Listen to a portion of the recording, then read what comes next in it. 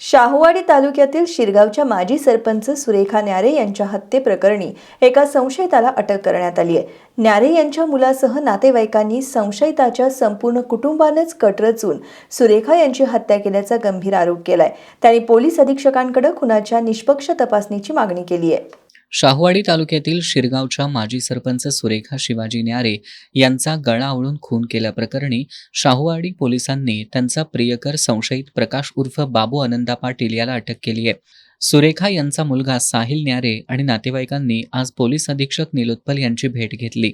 या खून प्रकरणात संशयित प्रकाश बरोबरच त्याच्या कुटुंबातील इतर सदस्यांचाही सहभाग असल्याचा आरोप करण्यात आलाय. या संपूर्ण प्रकरणाचा निष्पक्ष, पारदर्शक आणि सर्वंकष तपास व्हावा अशी मागणी त्यांनी निवेदनाद्वारे केली आहे. संशयित प्रकाश यानं वाहन खरेदीसाठी सुरेखा न्यारे यांच्याकडून सुमारे 3 लाख रुपये आणि 7 तोळे सोन्याचे दागिने घेतल्याचा दावा करण्यात आलाय. नंतर ही रक्कम आणि दागिने परत मागितल्यामुळेच कट रचून सुरेखा यांची हत्या करण्यात आल्याचा आरोप नातेवाईकांनी केलाय. हत्येच्या आदल्या दिवशी सर्वजण एकत्र शेतात रोप लागण करण्यासाठी गेले होते. दुसऱ्या दिवशी संशयिताची पत्नी मंगल हिनं सुरेखा न्यारे यांना वारंवार फोन केला.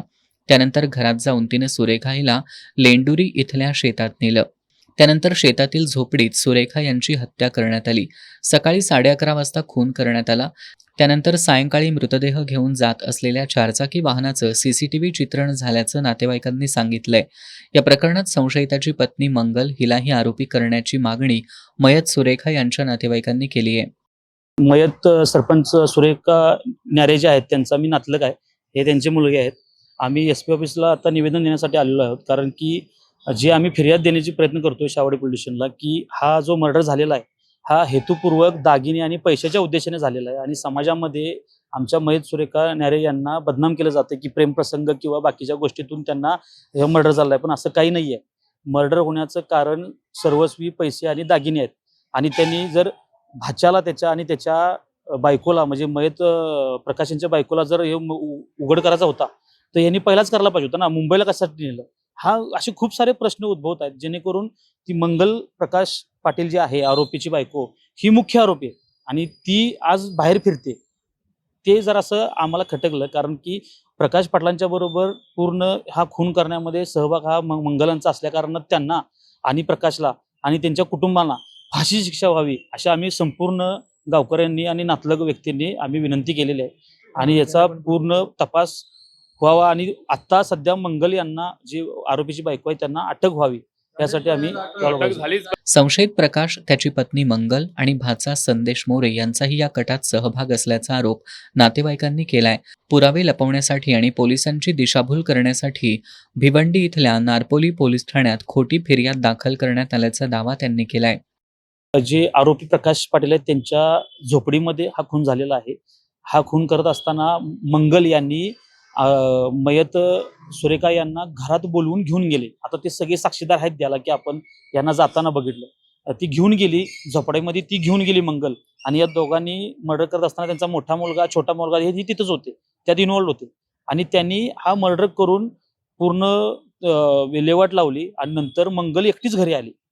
मग ती एकटी का घरी आली? मग ती इन्व्हॉल्व होती म्हणून ती एकटी आली. सुरेखा जर जिवंत असती तर तिच्याबरोबर गेली म्हणजे ती परत यायला पाहिजे होती. हा एक प्रश्न उद्भवतोय. दुसरा, जो संदेश त्यांचा भाचा आहे ज्यानं हे पकडून दिलं असं ते बनावटगिरी त्यांनी केलेली आहे. तर मूळ काय झालंय की संदेशनी दुपारी 12 वाजेपासूनच, मर्डर 11:30 झाला, 12 वाजेपासूनच प्रकाश यांच्या संपर्कात संदेश आहे. मग संदेशनी त्यावेळेलाच का फोन केला नाही पोलीस स्टेशनला की बाबा हे तो आरोपीला पकडा? त्यांनी ती भिवंडीला नेण्यापर्यंत का एवढा वेळ लावला? म्हणजे तो संदेश कुठेतरी त्यांच्यात या कट कारणास्तवामध्ये तो सामील होता. त्याने प्रयत्न केला, नंतर त्यांच्या अंगलट आलं की मर्डर हा झालेला आहे आणि त्यात आपल्या अंगलट येतोय, म्हणून त्यांनी हा बनाव करून कुटुंबाला संपूर्ण वाचवण्यासाठी फक्त प्रकाश यांच्यावर आरोप टाकला आणि ती फिर्यादी मंगलांनी भाचा तो संदेश झाला आणि त्यांना तिथं चुकीची फिर्याद देऊन आमच्या मयत सुरेखा न्यारे यांना बदनाम केलं आणि चुकीच्या फिर्यादीमुळे आता एकच आरोपी आहे, पण आरोपी हे पूर्ण कुटुंब आहे आणि मुख्य आरोपी हे प्रकाश आणि त्याची बायको मंगल. ह्या दोघे जण आरोपी आहेत. त्यांना आता त्वरित अटक व्हावी मंगलला. आता मंगल मलकापुरातून पुरावा नष्ट करण्याच्या उद्देशाने फिरत आहे. नातेवाईकांनी नारपोली पोलिसांवर हलगर्जीपणाचाही आरोप केलाय. ती जेव्हा मयत सुरेखा न्यारे यांना न्यायला आली होती तेव्हा खूप साऱ्या लोकांनी तिला नेताना गल्लीतून बघितलेलं आहे. ती साक्षी द्यायला तयार आहेत. तसेच त्यांचा लहान मुलगा जो आहे संभव, त्यांनी आता लहान असल्या कारणाने तो बोलत त्याने गलीमध्ये कन्फ्युज केले पोरांच्या समोर, मोठ्या पोरांच्या समोर, की मम्मी घेऊन आली सुरेखा काकींना आणि शेण काढायच्या उद्देशानं सुरेखा काकी खाली वाकल्यानंतर तिच्या डोक्यात खोरं घातलं. खोरं घातल्यानंतर ह्या दोघांनी मिळून तिचे ते बॉडीला पूर्ण वेदना गळा ओळून किंवा बाकी ठेचून दगडांनी सगळं ते त्यांनी दोघांनी केले. हे त्या पोरानं कन्फ्युज केले. पण आता हे पोलिसांना सांगून शाहवाडी पोलीस हे ऐकायलाच तयार नाही. मग फिर्याद कोणाची घ्यायची? म्हणजे मयत जी व्यक्ती आहे त्यांच्या घरच्यांची फिर्याद घ्यायची का जिनं पकडून दिला त्यांचाच नातेवाईक आहे त्यांची फिर्याद घेणार आणि त्यांच्या बाजूने तुम्ही समाजामध्ये आमच्या बाईला बदनाम करणार का? हा मोठा प्रश्न उद्भवतोय जो पोलीस प्रशासनाने वेळेवर आता ते भिवंडी पोलीस स्टेशन जे नाव होतं काय नाव नारपोली पोलीस स्टेशन यामध्ये खूप हलगर्जीपणा केलेला आहे या प्रकरणामध्ये. त्यांनी कुठलीही पूर्व बाजू न पाहता त्यांनी जबाब घेतला म्हणेल तसा आणि ते आमच्या बाईला बदनाम करण्याचा पूर्ण प्रयत्न केला. त्यामध्ये आम्ही एवढीच विनंती करतोय एसपी सरांना की तुम्ही याच्यावर सखोल कारवाई करा. मुळात त्या मंगल जे आरोपी आहेत त्यांना अटक होऊ दे. तपास पुढे चालत राहू दे. आपल्याला तपासात काय आपल्याला विघ्न आणायचं नाही. पण ती मंगल बाहेर का फिरते? मुळात पहिला वार तिच्या लहान पोराच्या म्हणण्यानुसारच तिनं केलाय. मग ती बाहेर का फिरते असं माझं म्हणणं आहे. आणि पूर्ण इन्व्हेस्टिगेशन होऊ दे. तोपर्यंत राहू दे की त्यांना आम्ही काय त्या निर्दोष असेल तर बघू ना पुढे. पण सध्या ती आहे इन्व्हॉल्व. लोकांनी पाहिलेलं आहे. लोक साक्ष द्यायला तयार आहेत.